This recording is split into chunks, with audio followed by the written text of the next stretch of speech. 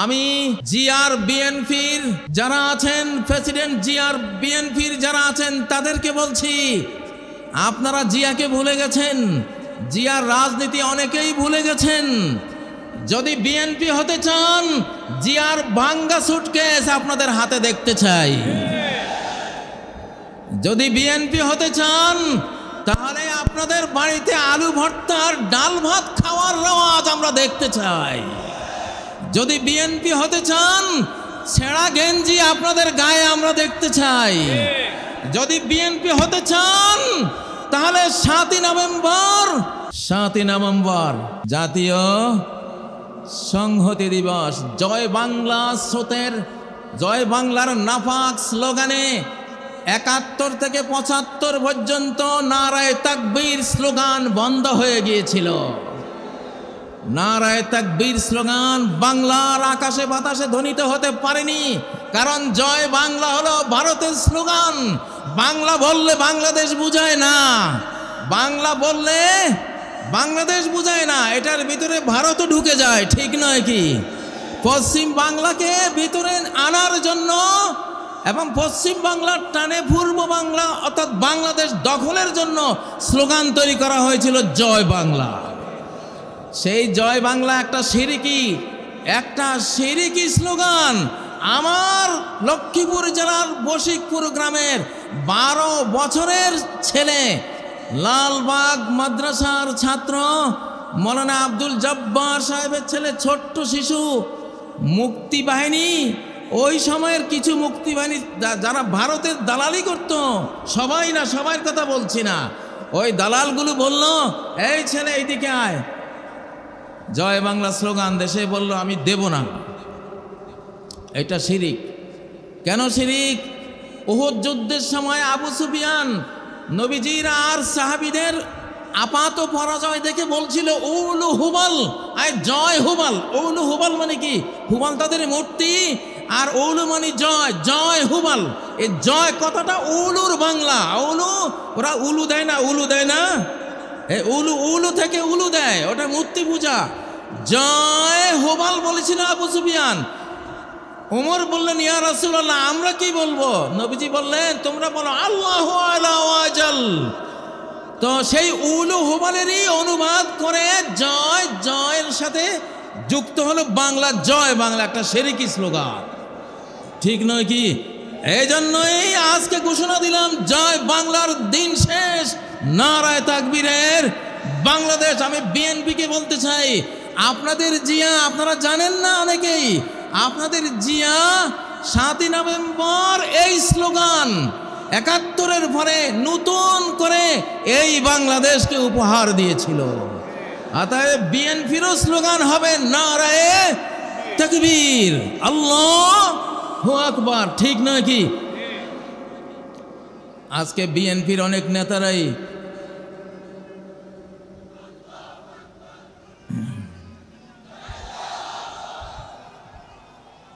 তাকবীর, আল্লাহর রহমত নাজিল হবে, দেন তাকবীর, বেঈমান পরাস্ত হয়ে যাক।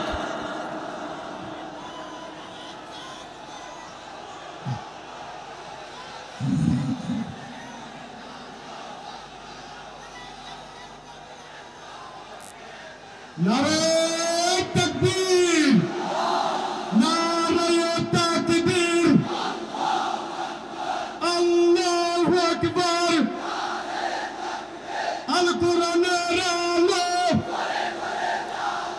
ঘরে ঘরে জালো, লিল্লাহু তাকবীর,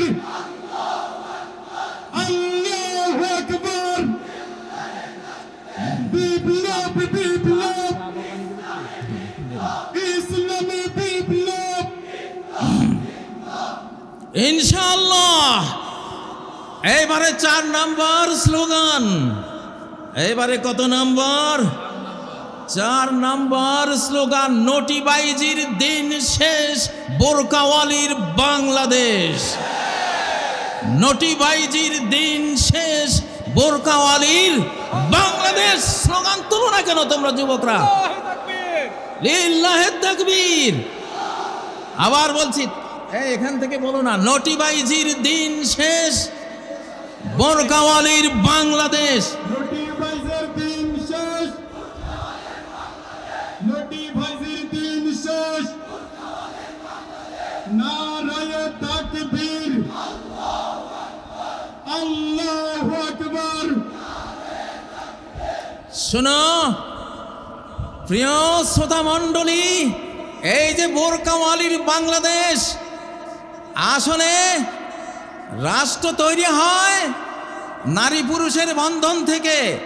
নারী পুরুষের বৈধ বন্ধন পরিবার প্রথা। পরিবার দ্বারা নারী পুরুষ একত্রিত হয়, ৫-৭টা মানব শিশু নিয়ে পরিবার তৈরি হয়।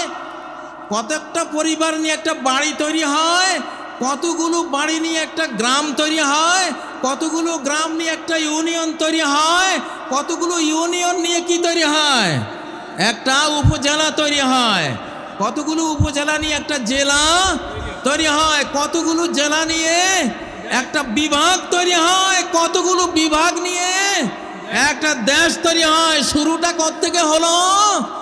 ওই যে নরনারী থেকে। কোত্থেকে? নরনারীর পরিবার প্রথা থেকে। তোমরা এই, আমি আরেকটা স্লোগান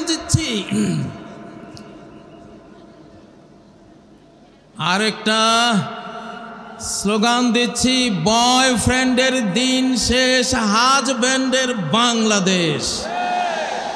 বয়ফ্রেন্ডের দিন শেষ, হাজব্যান্ডের বাংলাদেশ। আর যুবকরা মরা নাকি তোমরা? বয়ফ্রেন্ডের দিন শেষ, হাজব্যান্ডের বাংলাদেশ। এই স্লোগান তোলো না তোমরা এখান থেকে।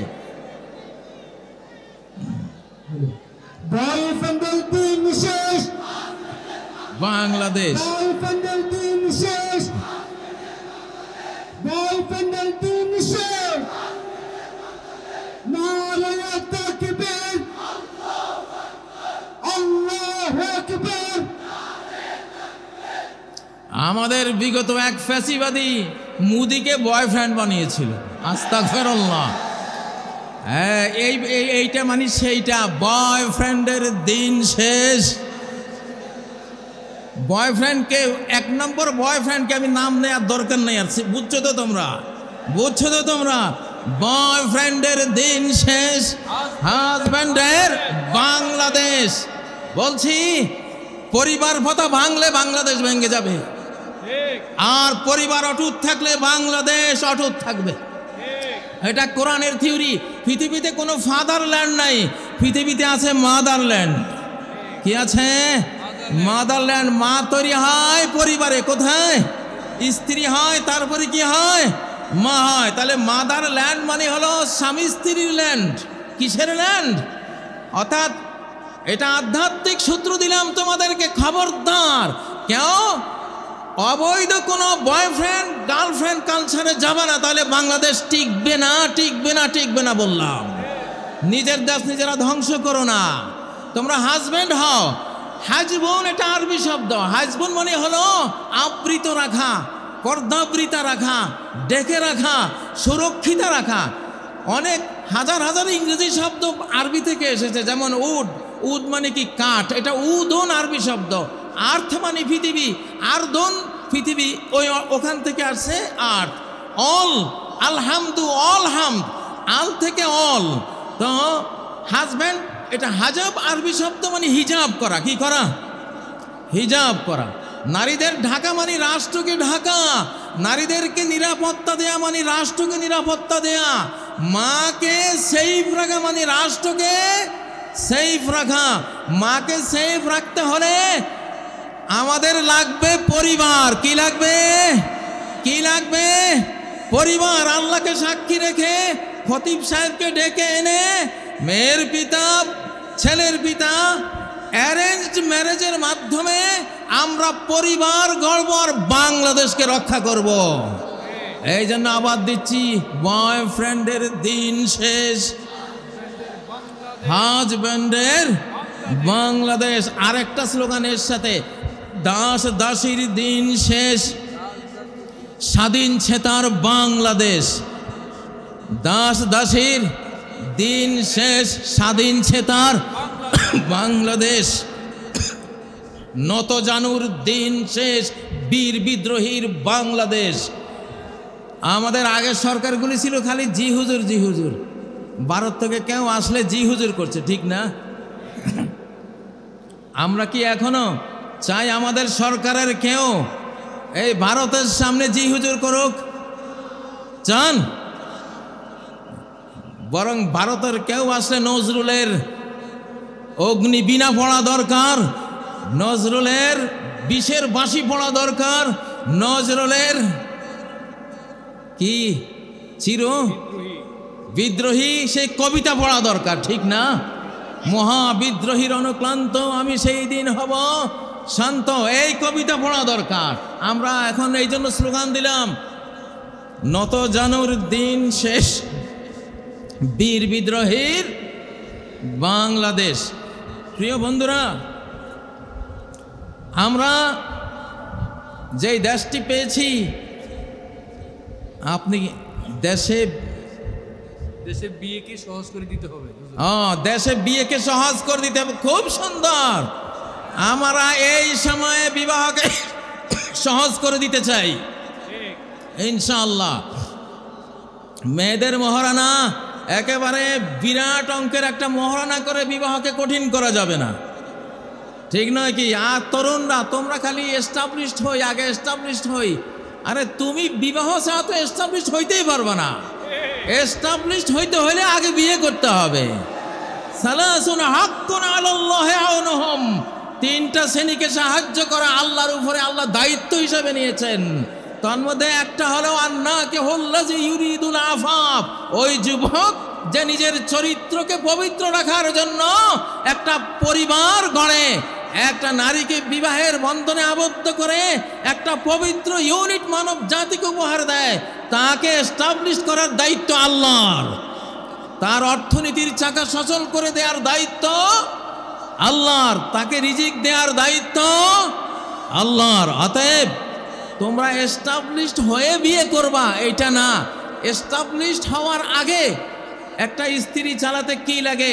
তিনটা জিনিস লাগে। কি লাগে? একজন স্ত্রী চালাতে কয় জিনিস লাগে?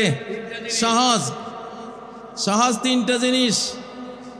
একটা হলো মানসবাহা আমিনান ফি সারবিহি, যেই লোক ভোর করে একটা নিরাপদ ছোট্ট কুড়ে ঘরে, একজন স্ত্রী ফালতে একটা ছোট্ট ঘর হলেই তো যথেষ্ট, ঠিক নয় কি?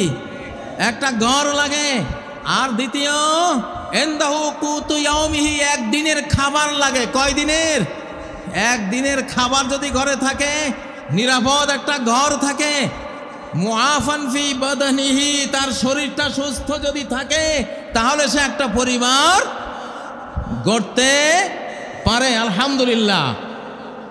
প্রিয় ভাইয়েরা আমার, কতগুলি স্লোগান দিয়ে আজকে আপনাদেরকে আমি শিখাবার চেষ্টা করছি আমাদের আগামীর বাংলাদেশ কি হবে, ঠিক নয় কি?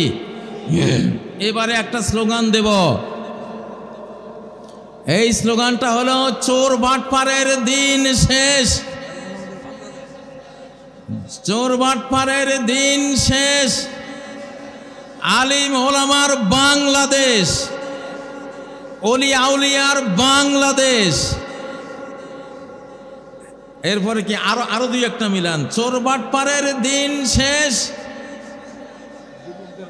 যুবকদের বাংলাদেশ।